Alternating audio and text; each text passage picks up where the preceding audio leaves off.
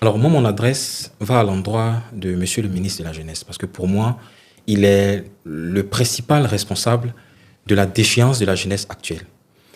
La première étape de résolution d'un problème, c'est d'abord de reconnaître qu'il y a un problème. Monsieur le ministre de la Jeunesse est le super champion de la méconnaissance des problèmes de la jeunesse.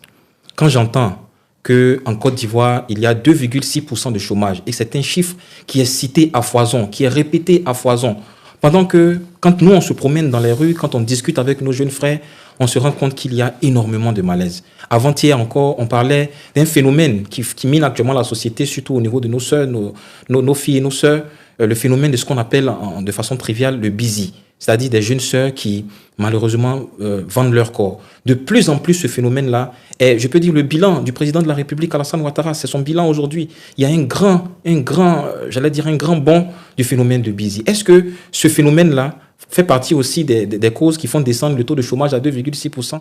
Est-ce que monsieur le ministre peut nous dire que c'est parce que nos sœurs se vendent que, selon lui, la définition de l'OIT, d'une personne qui génère du revenu, est en train de travailler, est-ce que ces sœurs-là aussi font descendre le taux de chômage à 2,6%?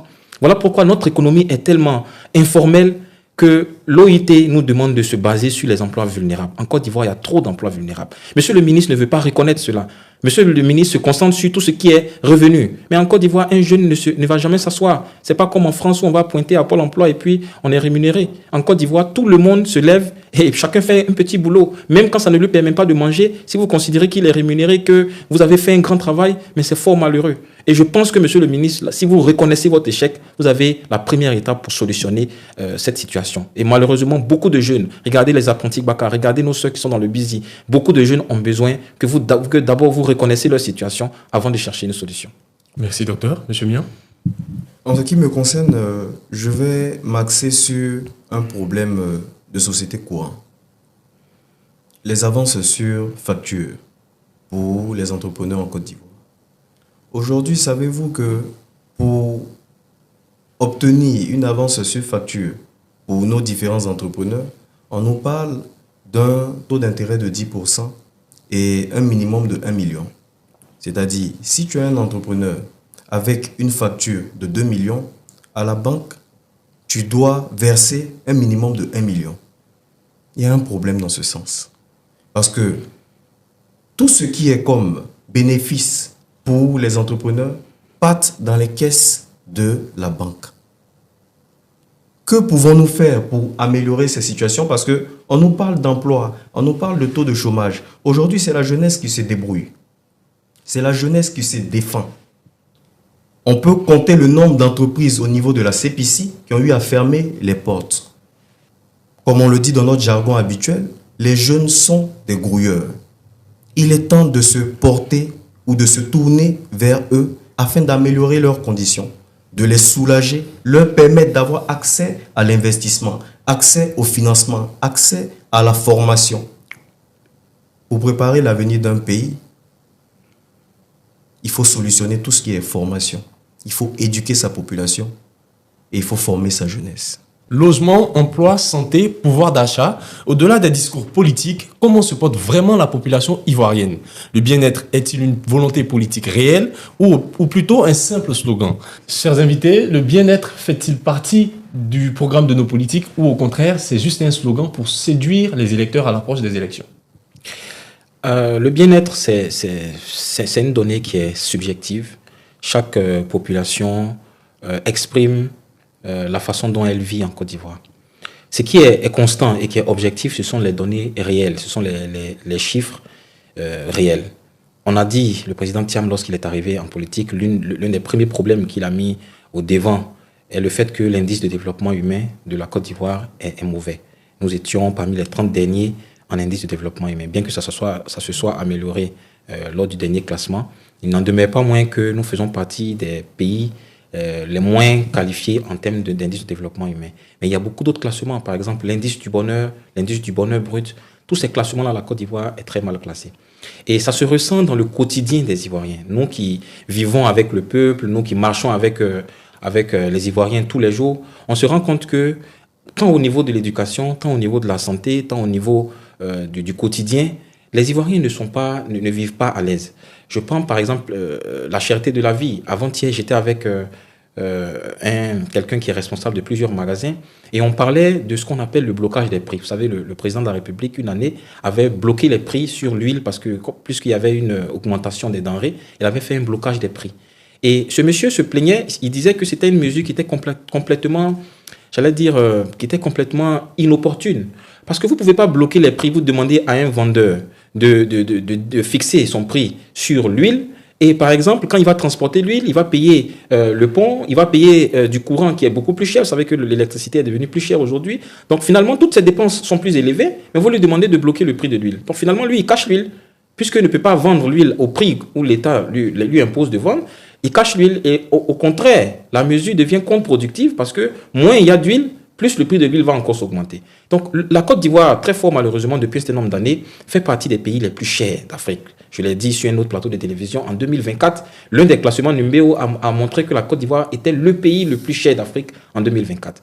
Donc quand on est dans une situation pareille, il faudrait que le gouvernement comprenne qu'on a beaucoup de choses à faire, autant sur la cherté de la vie, autant au niveau social, autant au niveau de la santé et de l'éducation, pour que les Ivoiriens se sentent un peu mieux. Mais malheureusement, au lieu de ça, on entend plutôt des slogans tels que celui qui a été dit par le Premier ministre, qui a fait marrer pratiquement toute la population. Il a dit que plus vous souffrirez, plus vous vous sentirez heureux. Donc c'est un encouragement à la souffrance. Monsieur Mian, vous qui êtes au contact des jeunes de manière régulière, est-ce que le bien-être est une réalité pour eux ou au contraire, c'est un leurre? Déjà, pour parler de bien-être de la population, il faut analyser la qualité de vie des populations. Aujourd'hui, la jeunesse représente 75%, comme j'ai eu à le dire en début de propos. La question qu'on se pose, c'est est-ce que ces jeunes-là ont accès au logement, ont accès à la formation et accès à des soins de santé? Si ces questions-là restent ambiguës, cela répond à notre préoccupation. Parce que si la jeunesse ressent véritablement un bien-être, la jeunesse ne prend pas à la mer. On ne fuit pas l'endroit où on se sent bien. Au niveau de la santé, lorsque nous partons sur la loi d'Abuja, qui a été signée il n'y a pas tellement longtemps, où on parle d'investissement au niveau de la santé de 15% sur le budget global. La Côte d'Ivoire fait moins de 5%. Aujourd'hui, nous avons un problème en ce qui concerne l'insertion des professeurs en mathématiques. La Côte d'Ivoire doit relever le défi au niveau mondial. On parle de technologie. On parle d'intelligence artificielle. On parle de numérique. On parle même de nucléaire. Aujourd'hui, ce à quoi on nous a habitués, ce sont des courriers de Dozo demandant à surveiller des villes. La Côte d'Ivoire a besoin de relever assez de challenges. Aujourd'hui, pour parler de bien-être également, il faut parler de santé. Le taux de suicide, les AVC qui touchent en majeure partie des jeunes. Qu'est-ce qui se passe? La fatigue, les soucis, l'anxiété et un avenir peu radieux pour l'ensemble de la population. Avec cette analyse globale et générale, on ne peut pas parler de bien-être de la population. Pour obtenir un bien-être de la population, il faut véritablement s'identifier à tout ce qui est comme recommandation au niveau même de l'IDH. Merci, M. Mian. Docteur Chérif, M. Mian a cité quelques éléments, notamment au niveau de la santé. Est-ce que cela traduit le fait que la santé mentale des jeunes doit être aujourd'hui une priorité plus que importante pour les décideurs politiques? Oui, une priorité, le mot, il est théorique. Il faut que ça se matérialise par des actions pratiques. Vous savez, en Côte d'Ivoire, il existe déjà un programme national de santé mentale depuis, je crois, 1970 par là. Mais jusqu'à aujourd'hui, en 2023, la dernière étude a classé la Côte d'Ivoire 3e en suicide. Rappelez-vous de la scène d'horreur au sein de l'université de Cocody, un jeune qui s'est pendu avec des vêtements. Rappelez-vous de ces scènes successives de personnes qui se jettent au-dessus du pont Félix Houphouët-Boigny ou le pont de Gaulle. Mais ce sont des gens qui vivent dans la société. Nous-mêmes qui sommes médecins, qui sommes à l'hôpital, nous en voyons énormément. Parfois, ce n'est pas des suicides qui aboutissent, c'est des tentatives de suicide, parfois pour des chagrins d'amour, parfois pour des problèmes sociaux, des gens qui sont très endettés. Mais ces choses-là ne sont pas visibles parfois par toute la population. C'est lorsqu'elles font le buzz qu'on en parle, mais nous qui sommes dans les hôpitaux, nous en voyons énormément. Parce que les Ivoiriens souffrent. Quand vous avez un Ivoirien qui n'arrive pas à payer sa maison, qui n'arrive pas à scolariser son enfant, qui n'arrivent pas à s'en sortir, à manger 3 fois par jour. Moi, j'ai été appelé par une dame qui vit dans un quartier qu'on appelle Mikao. Vous savez, c'est un quartier qui a quand même assez, j'allais dire, de bas niveau. Mais une dame elle m'appelle pour avoir de l'argent juste pour manger sur 2-3 jours. C'est quelqu'un qui a une petite activité. Comme je l'ai dit en introduction, tout le monde travaille en Côte d'Ivoire. Selon le ministre Mamadou Touré, tout le monde travaille. Mais n'arrive pas à subvenir à ses besoins. Elle n'arrive pas à manger. Mais ces gens de personnes-là, quelquefois, vu la difficulté de la vie, à un moment donné, se disent pourquoi ne pas mettre fin à cette vie? Parce que ça ne vaut pas ça n'a pas de sens. Et même tout à l'heure, mon frère Mian parlait des personnes qui vont sur les bateaux. Mais c'est un équivalent de suicide, comme on dit chez nous en médecine. C'est un équivalent de suicide. Vous savez, le nombre de personnes qui meurent dans les eaux de la Méditerranée, c'est énorme. Les gens qui vont, ils se disent, est-ce que ça vaut la peine de vivre en Côte d'Ivoire? Je préfère mourir dans la mer en tentant d'aller en Europe plutôt que de vivre en Côte d'Ivoire.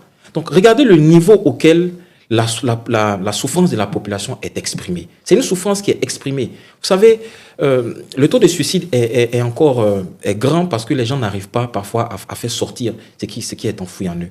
Le ministre de la Santé ainsi que le ministre de la Jeunesse n'ont pas encore posé le bon diagnostic. Le diagnostic n'est pas de créer des programmes. Le programme national de santé mentale existe, mais jusqu'aujourd'hui ne fait pas effet. On est 3e en suicide.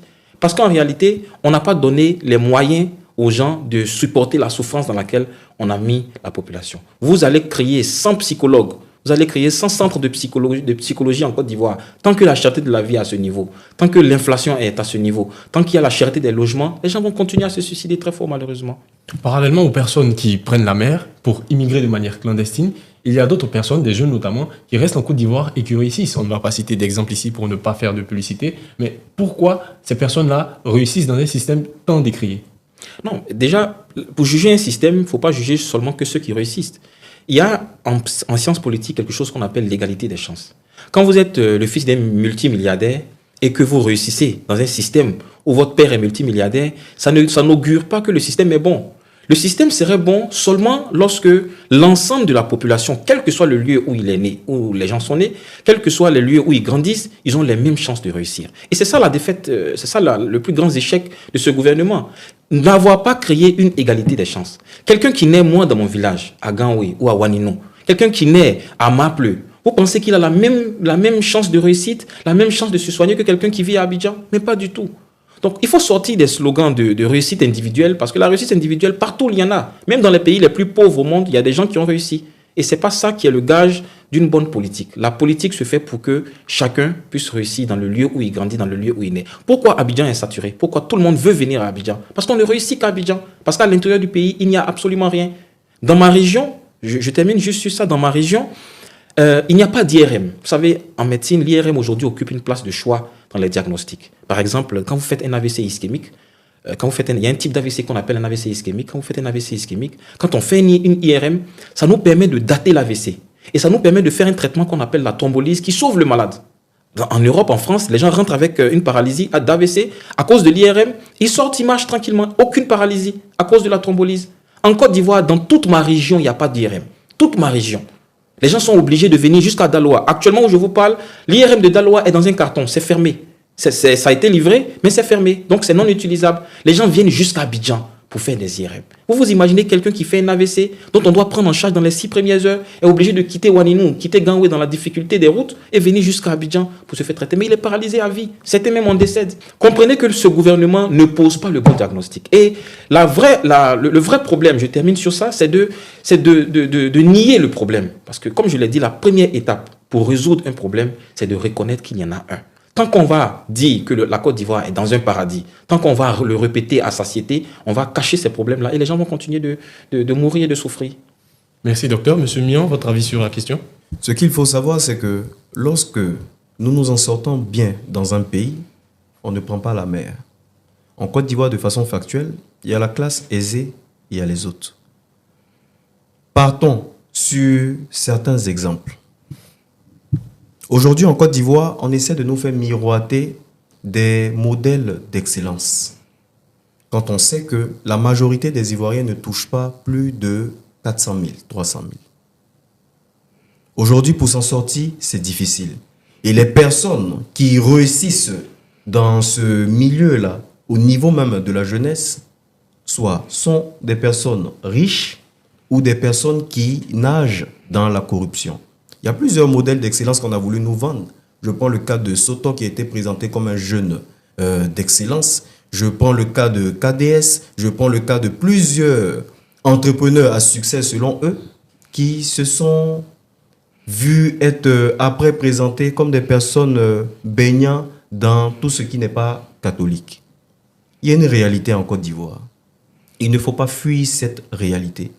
Pour s'en sortir aujourd'hui en Côte d'Ivoire, il faut s'accrocher à ses rêves, faire des petits métiers ou dépendre de la tendance qui sont les paris sportifs en général. C'est une réalité. Combien de ces jeunes-là, on nous parle de champions nationaux? Parce que pour parler du ressenti au niveau même de la jeunesse ou pour parler de l'excellence au niveau entrepreneurial, il faut montrer certaines valeurs. Il faut présenter ces jeunes-là qui s'en sortent. On nous donne des chiffres. Mais qui sont ces personnes-là qui sont représentées par ces chiffres? Il n'y en a pas. Il faut faire le calcul. Merci, M. Mion. Très chers invités, ceci sera ma dernière question. Si vous aviez 20 ans en 2025, aujourd'hui, seriez-vous optimiste sur l'avenir, sur votre avenir en Côte d'Ivoire?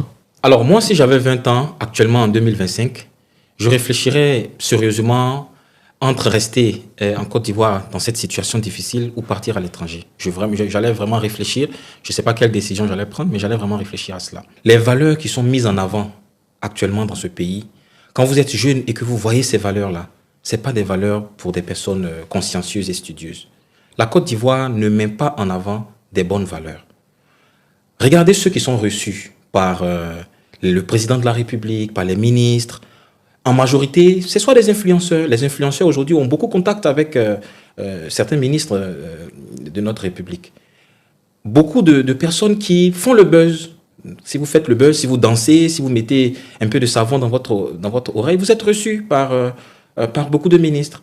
Mais quand vous êtes excellent, malheureusement, vous allez durer avant d'être reçu. Et beaucoup d'entre eux-mêmes ne sont pas reçus. Moi-même, j'ai un cas comme ça. J'ai une histoire où quand je suis allé passer les Olympiades universitaires du CAMES, on a été major. Il y a eu 5 Ivoiriens majors. On a tous déposé un courrier pour être reçus auprès du ministère de la Jeunesse. On n'a jamais été reçus. Jamais. Et dans la même période, on a reçu quelqu'un qui faisait une vidéo en mettant du savon dans l'oreille. Donc, pour nous, c'était un message clair. Un message clair.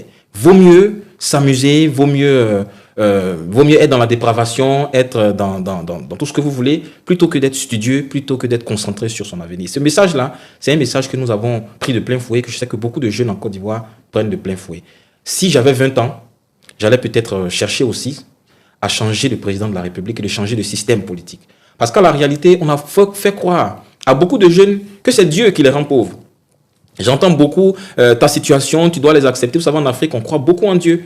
Et on a mis sur le dos de Dieu, malheureusement, beaucoup de méfaits, beaucoup de maux. On dit aux jeunes que votre pauvreté, en fait, c'est parce que Dieu a décidé qu'il y a certains qui doivent être riches et d'autres qui doivent être pauvres. La réalité, c'est pas vrai. La pauvreté, surtout le nombre de pauvres, est due à des politiques. C'est la résultante des politiques économiques. Quand vous avez un pays où des riches s'enrichissent beaucoup, il y a beaucoup de pauvres. C'est partout dans le monde. Quand vous aurez un pays où les riches vont comprendre que on s'enrichit, mais on peut s'enrichir de façon équitable. Parce qu'il y a un État qui fait la redistribution des richesses. Quand on aura cette situation de redistribution des richesses, les jeunes de 20 ans voudront rester ici. Les gens ne prendront pas la mer parce qu'il y aura des solutions à leurs problèmes. Merci, docteur. M. Mion. Si j'avais 20 ans, aujourd'hui en 2025, j'aurais cherché à aller me former dans un système performant. Parce que les conditions de vie sont très difficiles au plan social, au plan sanitaire et au niveau du financement. Chaque élection électorale, parce que là nous sommes en 2025, octobre 2025, c'est-à-dire tournée nationale pour sensibiliser en même temps les populations, il faut rappeler que à chaque année électorale en Côte d'Ivoire, tout le monde cherche à plier bagage. Si j'avais 20 ans, j'aurais demandé au président de la CEI d'écouter les inquiétudes des populations. Si j'avais 20 ans, j'aurais dit au président de la CEI que l'audit de la liste électorale n'est pas mauvais pour la santé d'une nation. Si j'avais 20 ans, j'aurais demandé au gouvernement de dialoguer avec ses pairs, avec ses frères, avec les fils de ce pays. Si j'avais 20 ans, j'aurais demandé au Conseil constitutionnel de regarder ce qui se fait, ce qui se joue et les inquiétudes de la population.